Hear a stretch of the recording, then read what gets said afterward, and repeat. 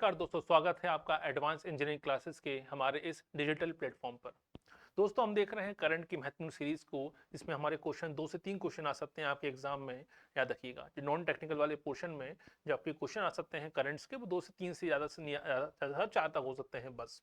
तो 3 से 4 क्वेश्चन में क्या क्या आ सकता है, क्योंकि इवेंट तो बहुत ज़्यादा हुए हैं, घटनाएं तो बहुत ज़्यादा घटी हैं साल भर में। एक साल के करंट को जो पढ़ते समय सबसे महत्वपूर्ण समस्या ये आती है, क्या पढ़ें क्या छोड़ें। इसी के लिए सीरीज चल रही है, ताकि आपके पास एक परफेक्ट डेटा हो कि हाँ, इतना जानकारी तो हमारे पास होनी ही चाहिए। उसी सीरीज में हम आज पहुंच चुके हैं इवेंट वाले टॉपिक्स पे, आयोजन वाले टॉपिक्स पे। आयोजन वाले टॉपिक्स में 2 चीज बड़ी महत्वपूर्ण होती है। वो एक होता है सिटी, शहर, वो आयोजन हुआ क्यों है और कहां पर हुआ है। तो पर्पस क्या है, आयोजन का कार्यक्रम का नाम क्या था, क्यों कराया गया और किस शहर में कराया गया, किस इलाके में कराया गया, किस क्षेत्र में कराया गया। यही होता है महत्वपूर्ण इवेंट के बारे में जानना। तो आज हम पढ़ेंगे महत्वपूर्ण इवेंट्स के बारे में, जो महत्वपूर्ण सम्मेलन हुए हैं, याद रखिएगा। चलिए शुरुआत करते हैं। तो पहला जो हमारा आता है वो है ग्लोबल इन्वेस्टमेंट समिट। तो ग्लोबल इन्वेस्टर समिट हम जानते हैं कहां पर हुई थी, हम सब जानते हैं, याद रखिएगा, ये हुई है इंदौर में। तो पहला एमसीक्यू हमारा सॉल्व हो गया कि ग्लोबल आपके इन्वेस्टर समिट कहां पे हुई है। आपका पहला क्वेश्चन सॉल्व हो गया, इंदौर। सीधा याद कर लीजिए, इसमें कोई दो राय नहीं है, इसमें कोई कंफ्यूजन नहीं है, कोई रॉकेट साइंस नहीं है, कोई टेक्निकल चीज नहीं है। याद ही करना पड़ेगा और कोई चारा भी नहीं है। ऐसे याद रखिए, इन चीजों की ट्रिक बनानी भी नहीं है। याद रखिए, मालूम पड़ा ट्रिक ही भूल गए। याद रखिए, तो कोई ट्रिक नहीं है। ग्लोबल इन्वेस्टमेंट समिट कहाँ हुई है, ग्लोबल इन्वेस्टमेंट समिट हुई है हमारे मध्य प्रदेश के इंदौर में हुई है। याद रखिए, एमपी गवर्नमेंट कराती है, ये कोई नेशनल लेवल की नहीं है। हर स्टेट कराता है, यूपी कराता है, राजस्थान कराता है, गुजरात कराता है, हर राज्य कराता है, याद रखिएगा। तो ग्लोबल इन्वेस्टमेंट समिट कहाँ पे हुई है, इंदौर में हुई है। ये पहला एमसीक्यू हमारा सॉल्व हो जाएगा। कब हुई, 11 से 12 जनवरी। 12 जनवरी को क्या मनाते हैं, नेशनल यूथ डे मनाते हैं, राष्ट्रीय युवा दिवस मनाते हैं, याद रखिएगा। तो 11 से 12 जनवरी 2 दिन चली है, इंदौर में हुई थी। ये क्वेश्चन आ सकता है। इसमें सबसे ज्यादा फोकस किस पे किया गया, स्टार्टअप पर। क्यों, क्योंकि याद रखिएगा, मुंबई के बाद सब, महाराष्ट्र के बाद सब, सॉरी, मुंबई के बाद सबसे ज्यादा स्टार्टअप अगर स्टैब्लिश हो रहे हैं वो इंदौर में हो रहे हैं। स्टार्टअप के मामले में बात हम करें तो एमपी की जो इंडिया की इंदौर की रैंक है, वो अपने आप में 14 पोजीशन पर है। कौन से नंबर पर है, आपके स्टार्टअप रैंकिंग में जो इंदौर है वो 14 नंबर पर है, भोपाल जो है 29वें नंबर पर है, याद रखिएगा। तो रैंक भी अब मालूम होना चाहिए। स्टार्टअप के मामले में बहुत तेजी से आगे बढ़ रहा है इंदौर, याद रखिएगा। तो स्टार्टअप पर ज्यादा फोकस किया गया इस इन्वेस्टमेंट समिट पर। इसका इन्वेस्टमेंट समिट का जो इन्वेस्टर समिट होती है, क्यों बुलाई जाती है, कारण क्या है, जब फॉरेन इन्वेस्टमेंट ज्यादा आते हैं, विदेशी निवेशक आते हैं, भारत के निवेशक आते हैं, तो पैसा लगाएंगे, इन्वेस्ट करेंगे, तभी तो इंडस्ट्री ग्रो करेगी। तभी तो याद रखिए, ज्यादा फैक्ट्री कारखाने लगेंगे, फैक्ट्री लगेगी, जॉब क्रिएट होंगे। याद रखिए, स्टेट की जीडीपी ग्रो करेगी। जब हमारे राज्य की जीडीपी ग्रो करेगी, हर राज्य की जीडीपी ग्रो करेगी, तभी तो हम $5 ट्रिलियन की जो इकोनॉमी का हमारा लक्ष्य है, सपना है, वहां तक पहुंच जाएंगे। कम से कम हमें 12% की साल की जो जीडीपी ग्रोथ रेट है वो चाहिए, तब जाके हम $5 ट्रिलियन तक पहुंच पाएंगे। अभी चल रही है 3.5-4%, याद रखिए। जब तक हम 10% से ऊपर नहीं चलेंगे, तब तक हम $5 ट्रिलियन की इकोनॉमी बन नहीं सकते। ये तो प्रैक्टिकल है, याद रखिएगा। तो ऐसे में तभी संभव है जब सभी राज्यों की तरक्की हो। केवल 4-5 राज्यों के दम पर आप कब तक आगे बढ़ेंगे। तो आपको सभी को आगे बढ़ना पड़ेगा, एग्रीकल्चर बेस्ड इकोनॉमी से निकलकर इंडस्ट्रियल बेस्ड इकोनॉमी बनना पड़ेगा। इसी के लिए ऐसी समिटें आयोजित होती हैं। क्लियर है, तो यहाँ से 2 क्वेश्चन आपके बन सकते हैं, याद रखिएगा। चलिए, अगला क्वेश्चन है प्रवासी भारतीय सम्मेलन। ये क्वेश्चन इस बार बड़ा महत्वपूर्ण है, याद रखिए। ये नेशनल लेवल का संस्थान अपने अपने आप में एक सम्मेलन होता है, याद रखिएगा। 9 दिसंबर को 9 जनवरी को आयोजित होता है, याद रखिए। तो शुरुआत तो उसकी 7 तारीख से हो जाती है, 3 से 4 दिन चलता है, लेकिन 9 जनवरी बड़ी महत्वपूर्ण होती है। 9 जनवरी 1915 को ही महात्मा गांधी दक्षिण अफ्रीका से लौटकर भारत आए थे। इसी उपलक्ष्य में मनाया जाता है क्या, प्रवासी भारतीय दिवस। तो 9 जनवरी को होता है, इसीलिए प्रवासी भारतीय सम्मेलन आयोजित होता है।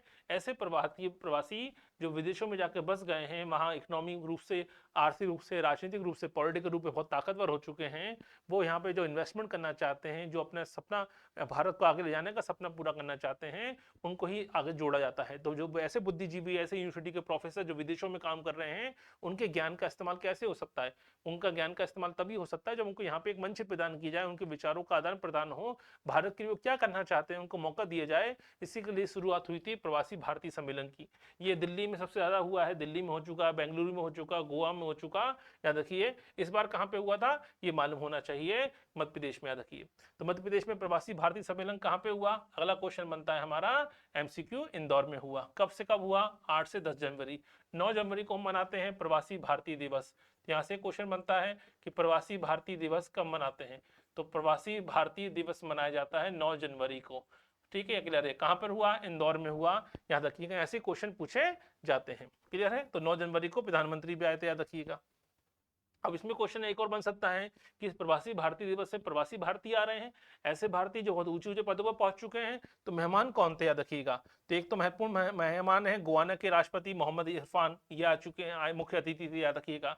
सूरीनाम के जो गणराज्य के राष्ट्रपति हैं, याद रखिए कौन है, चंद्रिका प्रसाद संतोषी, ये भी महत्वपूर्ण थे। ये हमारे 2 महत्वपूर्ण मेहमान आ गए। तो मेहमान कौन कौन से थे, गेस्ट कौन कौन से थे, चीफ गेस्ट कौन थे इसमें? प्रवासी हैं, तो वैसे भारतीय जो बाहर जाके ऊंचे पदों पर बैठे हुए हैं, मान लीजिए, जिन्हें ऊंचा पद हासिल किया अपनी योग्यता के दम पर, याद रखिए समझ के दम पर। तो सूरीनाम और गुआना ये कहाँ पर है? ये साउथ अमेरिका में कंट्री है। आपने सुना होगा सूरीनाम, फ्रेंच गुआना, गुआना। तो सूरीनाम के जो राष्ट्रपति है, गुआना के जो राष्ट्रपति हैं, वही हमारे क्या थे, हमारे इस सम्मेलन के मुख्य अतिथि थे। तो आपको मुख्य अतिथि के नाम भी याद होने चाहिए। तो मुख्य अतिथि से क्वेश्चन आ सकता है, कहां पर हुआ, इससे क्वेश्चन आ सकता है, और प्रवासी भारतीय दिवस कब मनाते हैं, इससे क्वेश्चन आ सकता है। ऐसे क्वेश्चन आने की संभावना ज्यादा है इस टॉपिक से। चलिए अगला है मोहनिया सुरंग। अब देखिए मोहनिया सुरंग क्या है अपने आप में। मोहनिया सुरंग, ये याद रखिए मध्य प्रदेश की सबसे लंबी टनल है, याद रखिए मध्य प्रदेश की सबसे लंबी सुरंग है। तो एमपी की, मध्य प्रदेश की सबसे बड़ी महत्वपूर्ण सुरंग है अपने आप में, सबसे लंबी सुरंगों में से एक है, रीवा से सीधी के बीच में। तो एमपी की सबसे लंबी सड़क सुरंग है, सबसे लंबी टनल कौन सी बन गई है, याद रखिए रीवा से सीधे के बीच में है, इसका नाम ही है मोहनिया सुरंग। यहाँ से क्वेश्चन आ सकता है मोहनिया सुरंग कौन से 2 जिलों को जोड़ती है, तो याद रखिएगा 2 जिले कौन कौन से हैं, रीवा और सीधी। रीवा और सीधी जिलों को जोड़ने के लिए ये मध्य प्रदेश की सबसे लंबी टनल यानी सबसे लंबी सुरंग बनाई गई है, इसका नाम ही है मोहनिया सुरंग। क्लियर है, यहाँ से क्वेश्चन आ सकता है। कौन से नेशनल हाईवे पर है, NH39, NH39 यानी नेशनल हाईवे 39 पर बनाई गई है।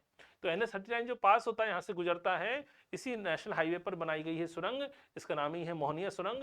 तो हमारे लिए 3 क्वेश्चन बन सकते हैं। पहला, मोहनिया सुरंग क्या है, एमपी की सबसे लंबी सुरंग है, पहला क्वेश्चन बन गया। दूसरा, मोहनिया सुरंग कौन से नेशनल हाईवे पर है, मोहनिया सुरंग है NH39 पर, नेशनल हाईवे 39 पर है। और तीसरा क्वेश्चन, मोहनिया सुरंग कौन से 2 जिलों को जोड़ती है, सीधी और रीवा जिले को जोड़ती है। यहाँ से क्वेश्चन हमारे बन सकते हैं। लेंथ कितनी है, डायरेक्ट क्वेश्चन, डेटाबेस क्वेश्चन अगर आ जाए तो 2.82 किलोमीटर, लगभग 3 किलोमीटर लंबी हो गई, यानी 2.82 किलोमीटर लंबी ये सुरंग है। क्लियर है, तो ऐसे क्वेश्चन आने की संभावना भी ज्यादा होती है, याद रखिएगा।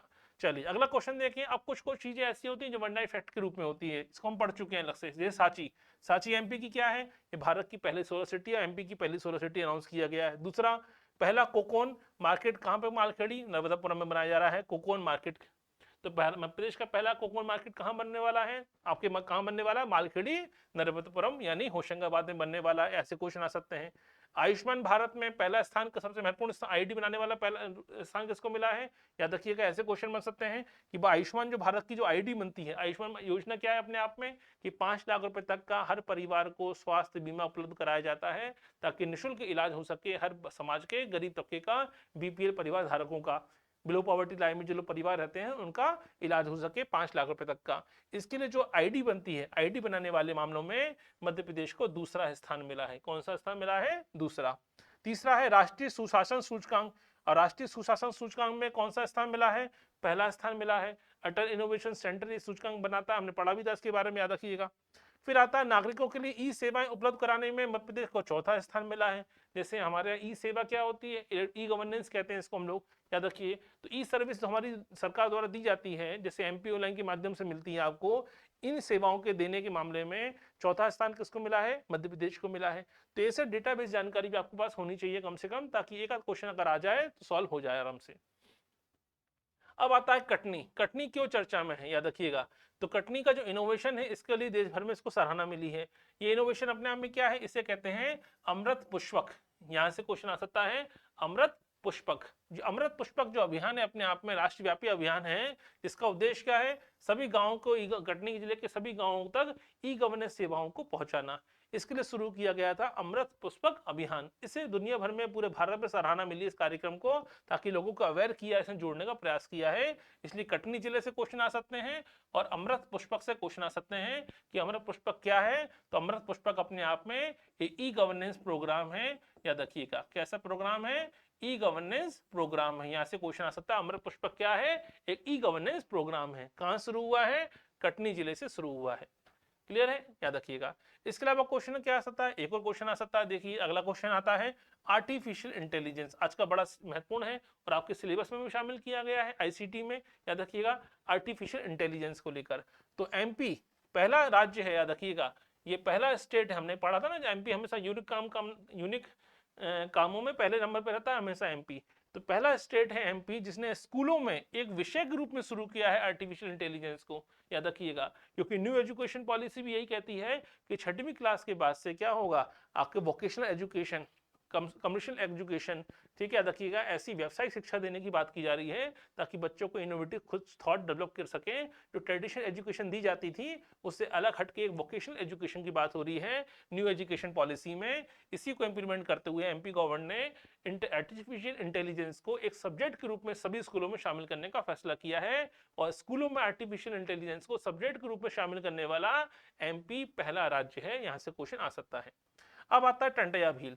टंटया मामा भील क्या है, इन्हें मध्य प्रदेश का मामा कहते हैं। याद रखिए, पॉलिटिकल मामा की बात नहीं हो रही यहाँ पर, याद रखिए। इन्हें क्या कहते हैं, इन्हें कहते हैं, याद रखिए, जनजातियों में आदिवासियों का रॉबिनहुड, याद रखिएगा। इन्हें मध्य प्रदेश में आदिवासियों का रॉबिनहुड भी कहा जाता है, टंटया मामा को, टंटया भील को। टंटया मामा की समाधि कहाँ पर है, याद रखिए, हम जानते हैं इनकी समाधि कहाँ पर है, यह है इंदौर में। क्लियर है यहाँ तक। पतालपानी आपने सुना होगा, पतालपानी रेलवे स्टेशन का नाम भी चेंज किया गया है। पतालपानी रेलवे स्टेशन का नाम भी टंटया भील रेलवे स्टेशन किया गया है। तो टंटया मामा का बलिदान दिवस कब होता है, बलिदान दिवस है 4 दिसंबर को। कहाँ मनाया गया, इंदौर में नेहरू स्टेडियम में मनाया गया। तो 4 दिसंबर को मनाया गया इंदौर के नेहरू स्टेडियम में, याद रखिएगा। यहाँ से क्वेश्चन बन सकते हैं टंटया मामा से भी। चलिए अगला क्वेश्चन देखें। अब आता है अनुगूंज कार्यक्रम क्या है, कौन सा इवेंट हुआ है, अनुगूंज। अनुगूंज कार्यक्रम अपने आप में क्या है, मध्य प्रदेश का जो स्कूल शिक्षा विभाग है, एजुकेशन डिपार्टमेंट है, इसने एक वैश्विक शिक्षा प्रणाली होती है, ग्लोबल एजुकेशन सिस्टम है, उसका नाम क्या है, स्टेम। क्या नाम है, स्टेम। स्टेम का मतलब क्या होता है, साइंस, ठीक है, टेक्नोलॉजी, ठीक है, इसके अलावा इंजीनियरिंग, आपके अलावा महत्वपूर्ण होता है आर्ट्स एंड मैथ्स, स्ट्रीम कहते हैं इसको, याद रखिएगा। इस कार्यक्रम के तहत ही क्या हुआ है, अभियान का अभिनव कार्यक्रम शुरू किया है।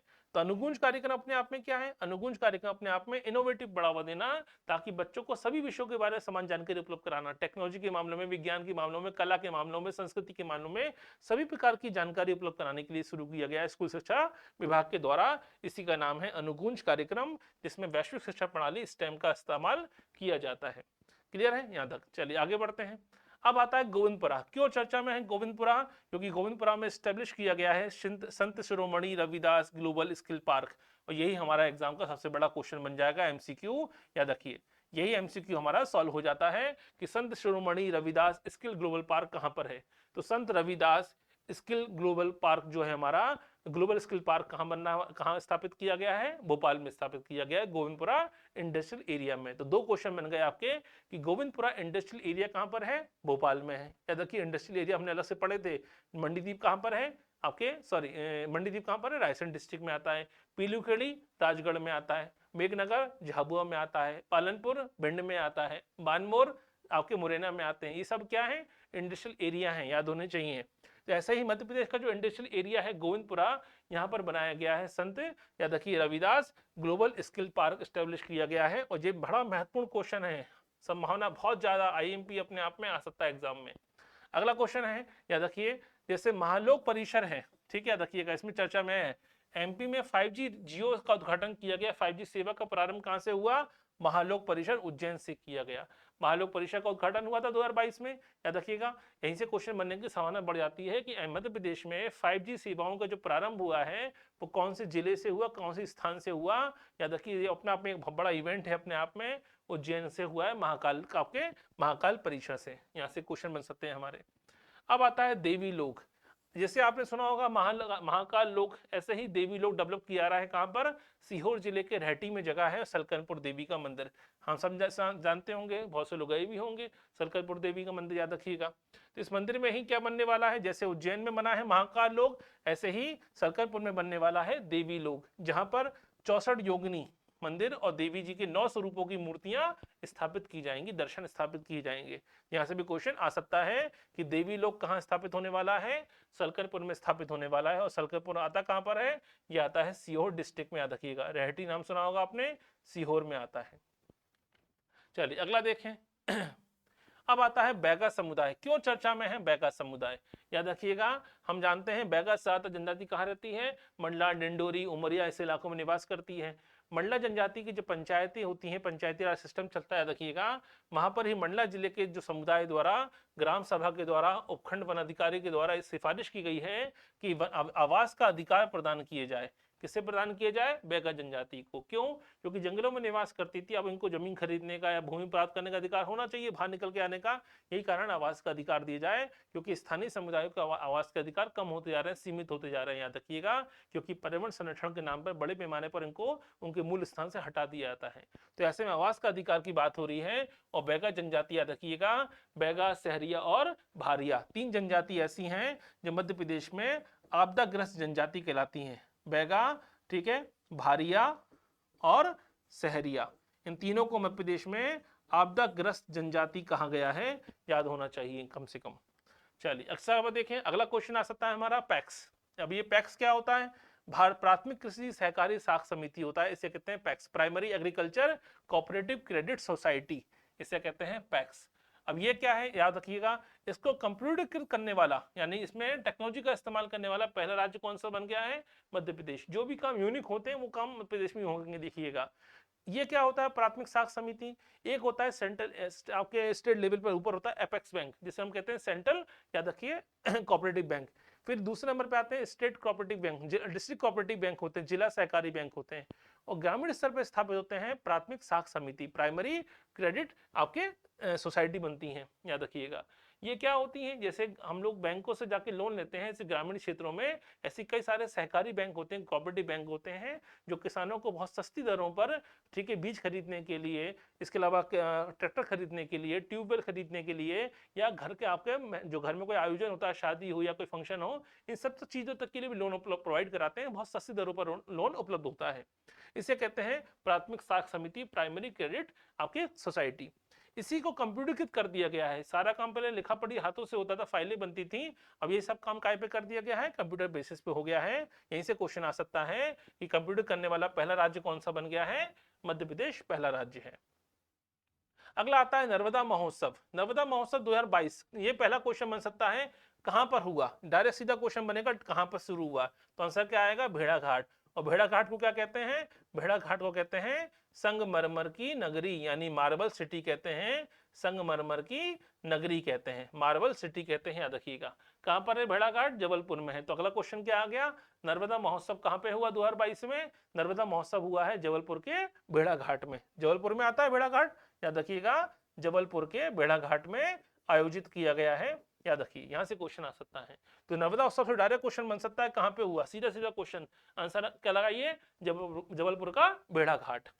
चलिए अगला देखें जल दृष्टि 2047। जल शक्ति मंत्रालय अपने आप में, जिसको हम जल संसाधन मंत्रालय कहते थे, जिसे हम पहले वाटर रिसोर्सेज मिनिस्ट्री कहते थे, आजकल वो क्या बन गई है? जल शक्ति मंत्रालय बन गया है। इसका जो विजन है 2047, याद रखिए, आजादी के 100 साल पूरे हो जाएंगे 2047 में, याद रखिएगा। तो 2047 जो है ये अपने आप में कार्यक्रम है, भारत आयोजन है, इसी का आयोजन किया गया है, कहां पर? भोपाल में। जल दृष्टि 2047 ये भारत सरकार का जो वार्षिक बैठक हुई है, सम्मेलन हुआ था जल शक्ति मंत्रालय के तहत, ये कहां पर हुआ है? ये हुआ है भोपाल में। अब मध्य प्रदेश के भोपाल में हो रहा है, तो हमारा एमसीक्यू तो बन ही जाएगा, याद रखिएगा। क्या क्वेश्चन बनेगा?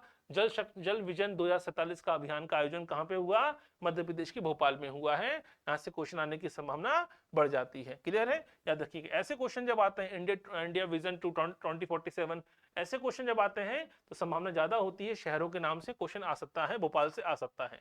चलिए अगला क्वेश्चन देखें, इन्फेंट्री संग्रहालय। पिछली क्लास में हमने देखा था कि इंडिया का पहला और वर्ल्ड का दूसरा इन्फेंट्री म्यूजियम कहां बनने वाला था? इंदौर के महू में स्थापित होने वाला था, वो स्थापित हो गया। और जो स्थापित हुआ है तो कहां स्थापित हुआ है? इंदौर के महू में स्थापित हुआ है। एमपी का पहला भी है, इंडिया का भी पहला है, वर्ल्ड का दूसरा है। जब वर्ल्ड का दूसरा है तो वर्ल्ड का पहला कहां पर है? वर्ल्ड का पहला, सबसे पहला जो इन्फेंट्री म्यूजियम है वो है अमेरिका में। कहां पर है? अमेरिका में। इसमें क्या होता है? याद रखिएगा, इसमें सेना के इतिहास को, उनके चित्रों को, उनकी जो वॉर की लड़ाइयों को, ठीक है, उनके जो नायक होते हैं, इन सब की प्रदर्शनी आयोजित की जाती है। इनके बारे में लोगों को बताया जाता है कि हमारी गौरवशाली विरासत है, गौरवशाली परंपरा है। याद रखिए, उनकी वीरता को प्रदर्शित किया जाता है। उन्होंने जो बलिदान दिया है, उनकी मूर्तियां स्थापित होती हैं, उनके चित्र स्थापित होते हैं लड़ते हुए, उनके जो वीडियो होते हैं हैं वो जारी किए जाते हैं, अपने आप में म्यूजियम होता है, याद रखिएगा। क्लियर है? तो ये है अपने आप में क्या, इंडिया वर्ल्ड में पहला जो इन्फेंट्री म्यूजियम बना, कहाँ बना था, वो बना था आपके अमेरिका में, और दूसरा बना है कहाँ पर, मध्य प्रदेश के महू में, इंदौर में। तो यहां से क्वेश्चन आ सकता है। अब आता है Durgavati tiger reserve. Durgavati tiger reserve है कहाँ, ये पहले मालूम होना चाहिए। ये है दमोह में, याद रखिएगा। दुर्गावती वाइल्ड लाइफ सेंचुरी है, याद रखिए, दमोह डिस्ट्रिक्ट में आती है दुर्गावती वाइल्ड लाइफ सेंचुरी। याद रखिए इसी वाइल्ड लाइफ सेंचुरी में क्या बनाया गया है, टाइगर प्रोजेक्ट शुरू कर दिया गया है, बाघ रिजर्व को मंजूरी दे दी गई है। अभी तक केवल एक ही अभ्यारण्य था, एक ही वाइल्ड लाइफ सेंचुरी थी, इसका नाम क्या था, रातापानी। केवल रायसेन जिले के रातापानी वाइल्ड लाइफ सेंचुरी में ही टाइगर रिजर्व था। अब क्या बन गया, अब दूसरा टाइगर रिजर्व जो बना है वो कहां पर आ गया, वो आ गया दमोह डिस्ट्रिक्ट में आ गया, यानी दमोह के दुर्गापुर वाइल्ड लाइफ सेंचुरी में आ गया। एमपी में कुल टोटल 7 टाइगर रिजर्व चलते हैं, याद रखिएगा, जिसमें से 6 नेशनल पार्क में हो, एक वाइल्ड लाइफ सेंचुरी में था, रातापानी में। अब वाइल्ड लाइफ सेंचुरी में क्या हो गया, एक की जगह 2 हो गए, रातापानी भी हो गया, और दूसरा आपके दुर्गावती टाइगर रिजर्व में भी हो गया, जो दमोह डिस्ट्रिक्ट में आता है। यहाँ से क्वेश्चन आसानी से पूछे जा सकते हैं। क्लियर है? याद रखिएगा ये क्या होगा, ये 7वां टाइगर रिजर्व होगा। क्लियर है? यहाँ तक ऐसे क्वेश्चन आने की संभावना बढ़ जाती है। चलिए, जो काम पहले 1 में था वो 2 में हो चुका है। अगला आता है संगाई महोत्सव क्या होता है। अब ये संगाई महोत्सव क्या होता है, शंघाई नहीं, ये क्या है, संगाई। संगाई महोत्सव कहाँ पे होता है, ये होता है मणिपुर में। कहाँ पर होता है, मणिपुर में, याद रखिएगा। ठीक है, मणिपुर अभी बड़ा चर्चा में चल रहा है। हम सब जानते हैं मैतेई और कुकी समुदाय के बीच संघर्ष की स्थिति बनी हुई है, अपने आप में आंतरिक संघर्ष की स्थिति चल रही है। मैतेई समुदाय में जनजातीय संघर्ष चल रहा है अपने आप में मणिपुर में। और मणिपुर क्या है, 2022 में मणिपुर क्या है हमारा, याद रखिएगा, 2022 में मणिपुर और मध्य प्रदेश, ठीक है, इन्हें क्या कहा गया, हमारे कार्यक्रम चलता है भारत सरकार का, एक भारत श्रेष्ठ भारत। एक भारत श्रेष्ठ भारत के अंतर्गत मणिपुर क्या है, मणिपुर अपने आप में एक है भागीदार राज्य है। मणिपुर और मध्य प्रदेश क्या है, एक भारत श्रेष्ठ भारत के अंतर्गत भागीदार राज्य है, पार्टनर स्टेट है। तो ऐसे में मध्य प्रदेश और मणिपुर के जो लोग हैं, इनके बीच में कनेक्शन है। मुख्यमंत्री वहां पे गए थे इनके उत्सव में, मणिपुर के मुख्यमंत्री भी हमारे आ चुके हैं, याद रखिएगा। तो मणिपुर में जो होता है संगाई महोत्सव होता है, अपने आप में बहुत बड़ा फेमस महोत्सव है संगाई महोत्सव। इसमें मध्य प्रदेश के मुख्यमंत्री शिवराज सिंह चौहान इसमें अतिथि के तौर पर गए थे, याद रखिएगा। ठीक है, मणिपुर का सबसे बड़ा पर्यटन कार्यालय है, कार्यक्रम है अपने आप में, टूरिज्म को प्रमोट करने के लिए आयोजन होता है इसका, संगाई महोत्सव का। तो यहाँ से क्वेश्चन 2 बन गए। पहला, संगाई महोत्सव कहाँ पे होता है, मणिपुर में होता है। दूसरा, आपके एक भारत श्रेष्ठ भारत में मध्य प्रदेश का जो भागीदार कौन है, याद रखिएगा। तो आंसर क्या आएगा, मणिपुर। तो हमारे 2 क्वेश्चन बना लिए हमने, 2 क्वेश्चन क्या क्या आ सकते हैं। चलिए ठीक है, अगला क्वेश्चन देखें। अगला क्वेश्चन है जल महोत्सव। अब जल महोत्सव से क्या क्वेश्चन बन सकता है, पहला क्वेश्चन बन सकता है कब हुआ। तो पहला एमसीक्यू बन गया कि जल महोत्सव कहां पे हुआ है, जल महोत्सव हुआ है 28 नवंबर को हुआ। कहां पर हुआ, ये मालूम होना चाहिए, याद रखिएगा। खंडवा जिले में जगह है हनुवंतिया, क्या नाम है, हनुवंतिया टापू। क्या कहते हैं इसको, हनुवंतिया टापू। तो खंडवा जिले में नर्मदा नदी पर, कौन सी नदी पर है, नर्मदा नदी पर, याद रखिए, नर्मदा नदी पर है हनुवंतिया टापू। इसी हनुवंतिया टापू को क्या कहते हैं, इसी हनुवंतिया टापू को कहते हैं मिनी गोवा।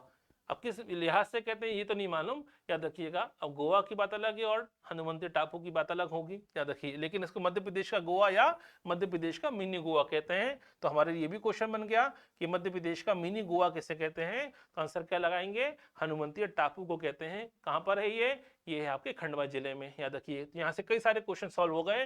हनुवंतिया टापू कहां पर है, खंडवा जिले में है। मध्य प्रदेश में जल महोत्सव का आयोजन कहां पे हुआ, हनुवंतिया टापू पे हुआ। हनुवंतिया टापू कौन सी नदी पर है, नर्मदा नदी पर है। हनुवंतिया टापू को कहते क्या है, मध्य प्रदेश का मिनी गोवा कहते हैं। मध्य प्रदेश का मिनी गोवा कौन से जिले में है, खंडवा जिले में है। अब देखिए 4 से 5 क्वेश्चन सॉल्व हो गए। तो क्वेश्चन तो केवल एक ही था कि जल महोत्सव कहाँ पे हुआ, तो कब हुआ है, 28 नवंबर को हुआ था। लेकिन उससे रिलेटेड भी 4 क्वेश्चन और सॉल्व कर लिए हमने। चलिए अब देखें ग्रीन बॉन्ड। ग्रीन बॉन्ड क्या होता है, ये देखिए।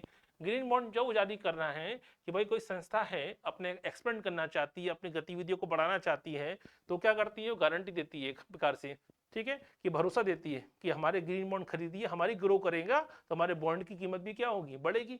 एक प्रकार से मार्केट से पैसा लेने का माध्यम होता है, याद रखिए। तो एमपी गवर्नमेंट ने, तो इंदौर नगर निगम ने क्या किया है, सौर ऊर्जा संयंत्रों के लिए कि भाई हमें, अपने इंदौर क्या अपने आप में स्वच्छ शहर है, और स्वच्छ शहर होने के साथ साथ ग्रीन एनर्जी को प्रमोट कर रहा है कि ग्रीन एनर्जी, हरित ऊर्जा कैसे बढ़ाई जाए। तो अब इंदौर सबसे अधिक आबादी वाला शहर है मध्य प्रदेश का, सबसे बड़ा महानगर है मध्य प्रदेश का, तो उसकी डिमांड बहुत तेजी से बढ़ रही है। ज़्यादा ऊर्जा की डिमांड को पूरा करेंगे तो फिर आपको जीवाश्म ईंधन का इस्तेमाल करना पड़ेगा, फॉसिल फ्यूल का इस्तेमाल करना पड़ेगा, थर्मल पावर का इस्तेमाल करना पड़ेगा, तो ऐसे में प्रदूषण बढ़ेगा। तो जब प्रदूषण का स्तर बढ़ेगा तो फिर आप स्वच्छ शहर कैसे बने रह पाएंगे। जरूरी है क्या, ग्रीन एनर्जी को प्रमोट करना। ग्रीन एनर्जी को प्रमोट करने के लिए इंदौर क्या कर रहा है, इंदौर शहर के, इंदौर नगर निगम ने सौर ऊर्जा संयंत्र, जो सोलर प्लांट होते हैं, इन पर ज़्यादा फोकस करने की कोशिश की है। इसके लिए चाहिए पैसा, तो सौर ऊर्जा संयंत्रों के लिए ग्रीन बॉन्ड जारी किए। तो ग्रीन बॉन्ड जारी करने वाला भारत का पहला नगर निगम कौन सा है, पहला जो अर्बन निकाय कौन सा है, शहरी निकाय कौन सा है, तो आंसर क्या आएगा, इंदौर नगर निगम। यहाँ से क्वेश्चन आ गया कि भाई ग्रीन बॉन्ड जारी करने वाला भारत का पहला नगर निगम कौन सा है, इंदौर नगर निगम। या किस शहर ने सबसे पहले अपना बॉन्ड जारी किया है, तो आंसर क्या आएगा, इंदौर। क्लियर है, याद रखिएगा। तो ऐसे क्वेश्चन भी यहाँ से आ सकते हैं। अब आता है जल दर्पण ऐप। जल दर्पण ऐप क्या है, याद रखिएगा। ये ऐप बनाया गया है क्योंकि भारत सरकार का एक कार्यक्रम चल रहा है, जल जीवन मिशन। अभी बात देखी थी हमने, जल जीवन मिशन में कौन से नंबर पर स्थान पर है, मध्य प्रदेश पहले स्थान पर है जल जीवन मिशन में, लक्ष्य को पूरा पाने में। जल जीवन मिशन का सोशल ऑडिट। अभी सोशल ऑडिट क्या होता है, याद रखिए, कोई भी कार्यक्रम होता है तो हम देखते हैं पैसा खर्च हुआ, तो पैसा कहाँ गया, पैसा कहाँ गया, किसी करप्शन तो नहीं हुआ है, सही जगह पे खर्च हुआ कि नहीं हुआ, ऐसा तो नहीं कि 2 का काम 4 में कराया गया हो, तो इसे हम कहते हैं ऑडिट। लेकिन सोशल ऑडिट का मतलब होता है कि समाज पर इसका क्या प्रभाव पड़ा, नेगेटिव पड़ा कि पॉजिटिव पड़ा। जैसे कोई डैम बनाया जाता है, तो डैम बनने से ऊर्जा का उत्पादन होना है, डैम बनने में लागत कितनी आई, ये तो ऑडिट हो गया। लेकिन डैम बनने से, ठीक है, जो लोगों ने पलायन किया, कितना डूब क्षेत्र आया, वहाँ की कल्चर को क्या नुकसान पहुंचा, वहाँ की जलवायु को क्या नुकसान पहुंचा, वहाँ के स्थानीय समुदाय के रोजगार पर क्या संकट खड़ा हुआ, जब ये जानने की कोशिश की जाती है तो इसे कहते हैं सोशल ऑडिट। तो जल जीवन मिशन जो चल रहा है, इस मिशन से, ठीक है, जो नागरिक हैं, लोग हैं, उनके जीवन पर क्या बदलाव आ रहे हैं, उन्हें क्या लाभ मिल रहा है या क्या हानि हो रही है जीवन में उनके। हानि तो होगी नहीं, लाभ ही होगा। तो लाभ किस लोगों को तक पहुंच रहा है, कितने क्षेत्र तक पहुंच रहा है, जानना कहलाता है सोशल ऑडिट। इसी सोशल ऑडिट के लिए क्या बनाया गया है, जल दर्पण एप्लीकेशन लॉन्च की गई है, जो जल शक्ति मंत्रालय के द्वारा जल जीवन मिशन में होने वाले सब सामाजिक बदलाव जो आ रहे हैं, सोशल चेंज जो आ रहे हैं, इसको मॉनिटरिंग करेगी। यही है जल दर्पण ऐप। क्लियर है। तो ये महत्वपूर्ण जानकारी मालूम होना चाहिए कम से कम हमें अपने विषय के बारे में। चलिए,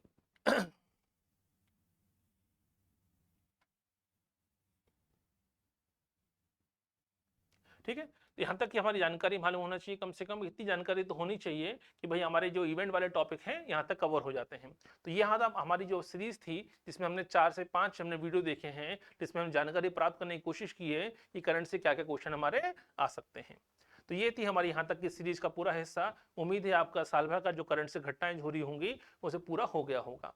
ठीक है। इसके अलावा एक और अभी हमारा लेक्चर बचता है, जिसमें एक इवेंट वाला टॉपिक और बचा हुआ है, ताकि इसमें हम अभी हाल फिलहाल के करंट के जो इवेंट हुए हैं, जो भी मार्च अप्रैल मई जून महीने के, क्योंकि एग्जाम का पहले ही आपका ऑफलाइन पेपर है, पेपर हमेशा 45 दिन पहले ही बन चुका होता है, लेकिन फिर भी उम्मीद कर सकते हैं कि भाई क्वेश्चन ऐसा ना बनाते समय भी करंट में कोई दिमाग में रह गया और बनाने वाले के वो भी क्वेश्चन ना आ जाए।